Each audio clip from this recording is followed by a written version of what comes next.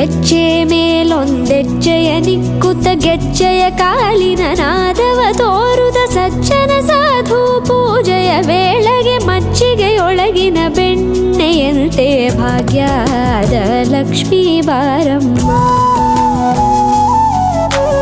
ಹೆಜ್ಜೆ ಮೇಲೊಂದೆಜ್ಜೆಯ ನಿಕ್ಕುತ್ತ ಗೆಜ್ಜೆಯ ಕಾಲಿನ ನಾದವ ತೋರುದ ಸಜ್ಜನ ಸಾಧು ಪೂಜೆಯ ವೇಳೆಗೆ ಮಜ್ಜಿಗೆಯೊಳಗಿನ ಬೆಣ್ಣೆಯಂತೆ ಭಾಗ್ಯದ ಲಕ್ಷ್ಮೀ ಬಾರಮ್ಮ.